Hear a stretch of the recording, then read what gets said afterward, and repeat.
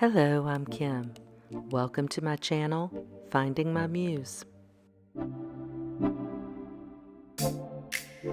Today I'm going to share one of the strategies I use to teach myself how to paint.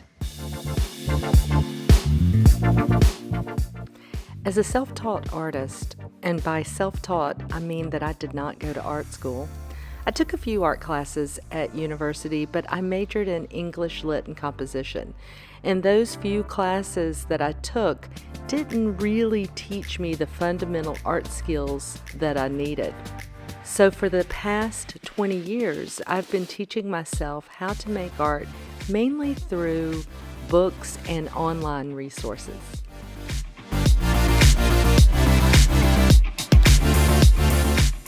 I think the biggest contributing factor for me to improve my art is developing a daily practice. One of my favorite ways to improve my painting and drawing is by taking online classes, and I have taken a lot of them over the years. Typically, you can find free art tutorials or paint-alongs on YouTube. They're a lot of fun, and I will list some of my favorites in the description box below. There are pros and cons to taking online art classes. Cons: you can't get immediate feedback or help, especially if you're following like a paint-along on YouTube. You just watch and you paint. If you have questions or you run into a problem, you're probably not going to get a lot of immediate help. You also need to be self-motivated when you're taking an online class. There's no one there to hold you accountable, right? You have to make sure that you show up every day.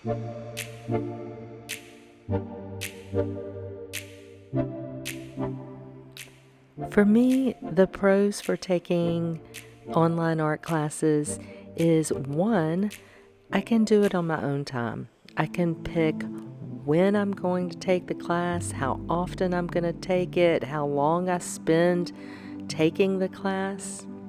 The second one is that it's cheaper than art school. Art school is super expensive, and I can find a really good online art class usually for about $50, sometimes a little more, sometimes a little less. And again, there are a ton of free YouTube tutorials and paint-alongs that you can follow.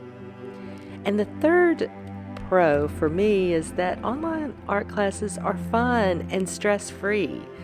There's no competition, there's no comparing myself to other artists in the class. The class I'm taking in this video is called Extended Gouache Painting, and it was created by Melanie at Visual Mind Art. I'll be sure to link her YouTube channel and her website in the description box below. In this class, there were 3 paintings that you could work on, each one building on the skills that you learned in the previous one. The first painting was pretty simple, using water-soluble gouache and creating a leaf pattern. I enjoyed it. It was colors that I typically don't work with, so it was kind of fun to explore that. The second one was to use acrylic gouache and create an orange. I did deviate a little bit from the exercise. In the original painting that Melanie created, she placed the orange on a table.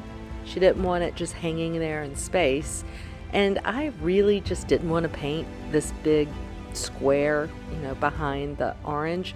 So I decided to create a little branch twig that it hangs off of, and I really enjoyed it. The acrylic gouache was interesting to work with, but I did enjoy being able to sort of create that luminescence of the orange, of the light on the orange, so that was fun. I didn't enjoy the leaves that much. I don't think I did a very good job with them, but you know, this is what painting is. For me, it's not about the outcome usually. It's all about the process and learning and enjoying what I'm doing.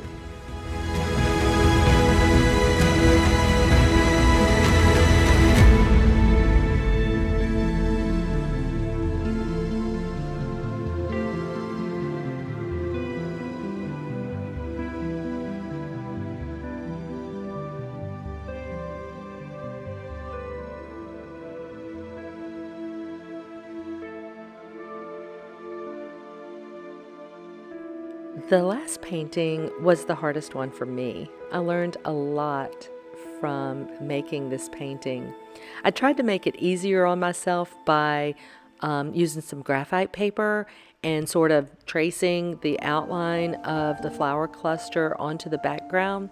But really, the hardest part was painting the flowers. And Melanie did a great job of showing how to go from light to dark and dark to light. The wonderful thing about gouache is that it's opaque and you can paint over a lot of what you're doing, or you can blend in with the paint like you would with watercolor. By the way, this specific class doesn't publicly open until September 15th. But Melanie has lots of free and paid for classes on YouTube and on her website. So check her out. I took this class as part of my self-designed course of study for learning to draw and paint using watercolor and gouache, botanicals and natural landscapes. My last video I posted was about this course of study. I shared a bunch of books and supplies for this, and this just happens to be one of the classes that I decided to take.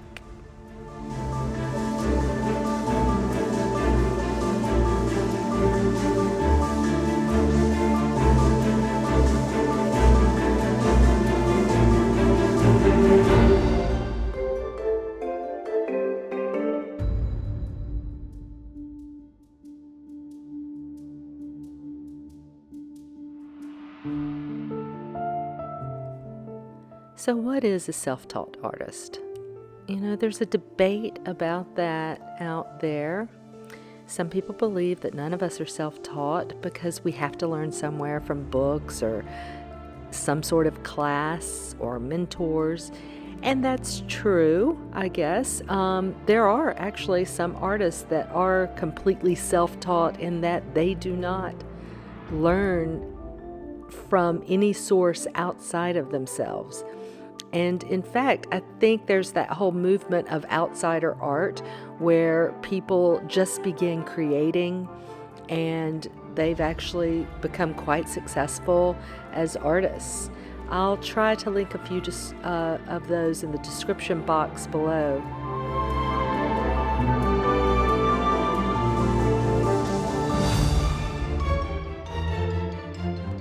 For me, I like the definition of self-taught by Oxford Languages, and that is having acquired knowledge or skills on one's own initiative rather than through formal instruction or training. So, no, I didn't go to a formal art school. Does that mean that I can't learn how to become an artist or to become a better artist? If I want to become better, then I need to create my own plan of action. So I would offer a few tips if you want to focus on improving your art. Number one, and I've already said this, create a daily practice. It really is crucial. Even if you just sit down and draw or paint or whatever creative practice you're working on, do it 5 minutes a day. That might turn into 10 minutes, 15 minutes, an hour. But if you do the work every day, even for just a little bit, you're going to get better faster. The second tip would be to create a structure that is sort of a study workflow. And you can create that structure. You could look at art schools and see what their curriculum looks like. There are probably thousands of YouTube videos where other self-taught artists talk about creating that structure or that workflow. But creating your own curriculum or study will keep you focused and progressing.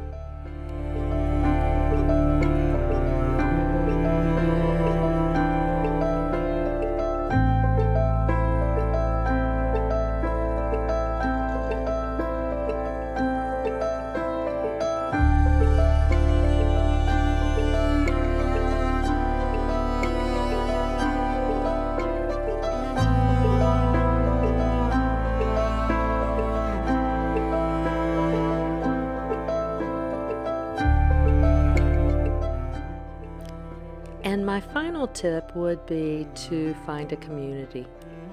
There are so many places where you can find artist groups to join, and within those groups you'll often find some mentors or friends. You'll get crucial feedback that you need. You'll be able to ask questions and get solutions or ideas from members of that community. It's a great way to keep your motivation high and to keep going.